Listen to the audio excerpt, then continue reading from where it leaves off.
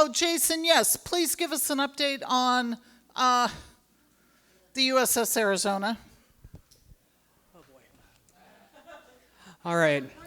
A brief update it will be, I promise. If you guys want to hear more, we'll talk about this off the record, most definitely.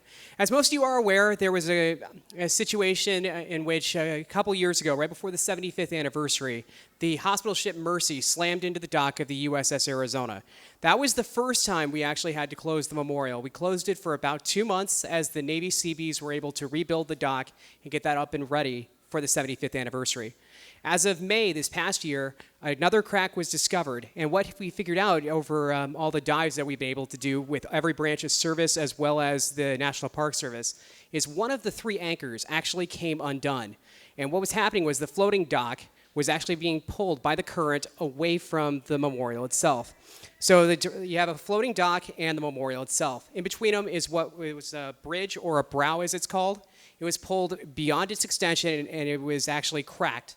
That 6,000-pound brow had to be removed, and what we need to do is to put new anchors in on this item. We have gone with a new company and a new idea. Imagine 10-foot-long screws that can go and bury their way into the mud.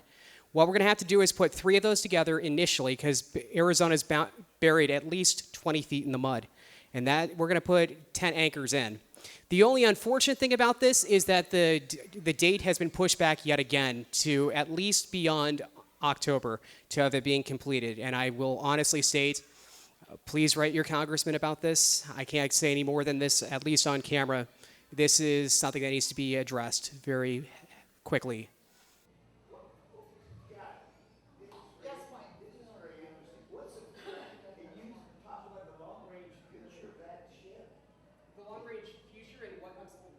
I'm sorry, what do you mean the long-range future? I'm just curious. 20, 30, 40 years from now. Oh, well, I will tell you that we, as you are aware, the ship is still leaking its oil.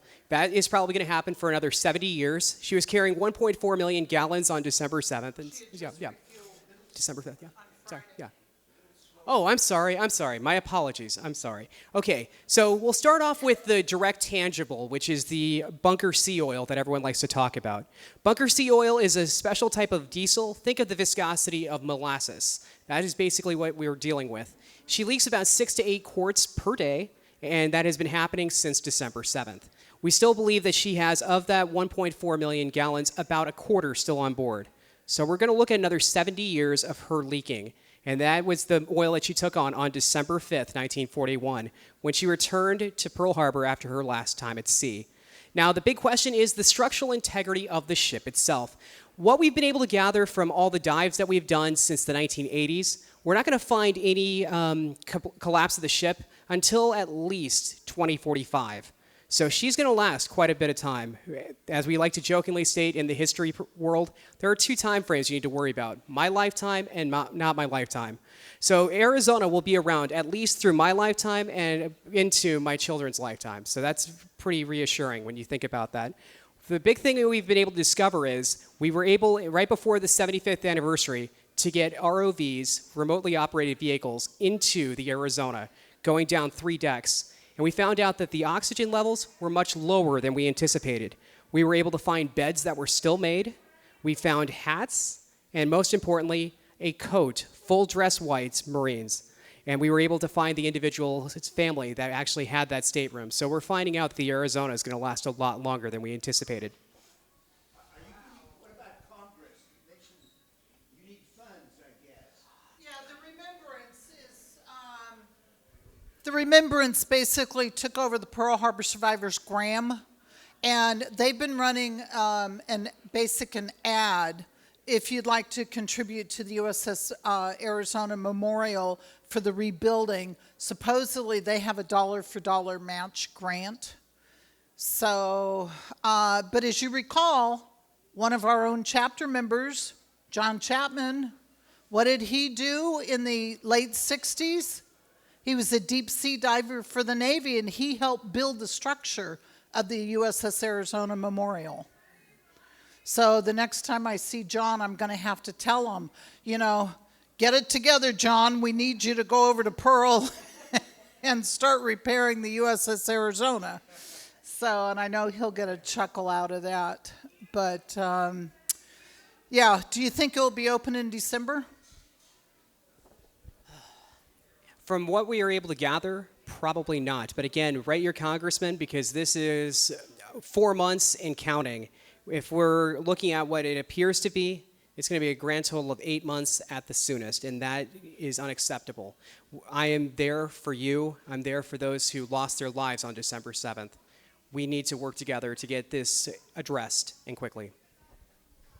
And some of us know firsthand when it comes to the USS Arizona Memorial, the Visitor Center, they have their own time frame until there's going to be a congressional hearing, and then all of a sudden it's fast forward. So some of us in this room know our congressman on a first name basis, and it would not be a problem to contact our congressman to say, hey, Mark, we got a problem, look into it. And he will. And of course, with that, I will confirm or deny nothing if ever asked about it. Just an FYI. Wayne, do you?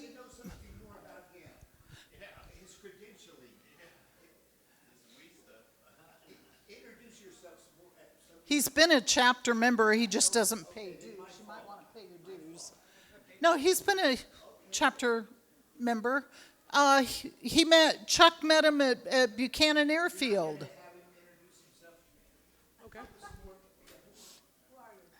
How much? All my credentials. Oh, dear Lord, help us. Okay. I'm a prior Air Force vet. I served from 2010 to 2014. Towards the end of my career, I had the great honor of meeting Chuck Kohler, and he was the one who introduced me to the chapter to begin with in 2014. I've been with the National Park Service since July 2015.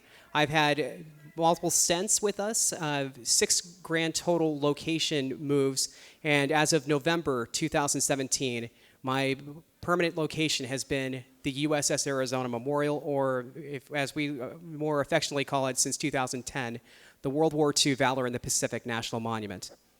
Where were you at other places? Okay. All right.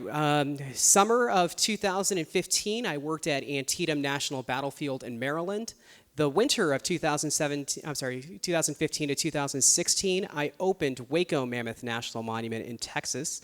The following summer, I went to Dinosaur National Monument in Utah. That winter, I went back to Waco Mammoth National Monument, again in Texas. From there, I went to Washington, D.C. for Civil War defenses of Washington, all the Civil War forts, batteries, and entrenched earthworks. By 1865, Washington, D.C. was the most heavily fortified city in the entire world. And second to it was St. Petersburg in Russia. And then after that, found myself in Hawaii.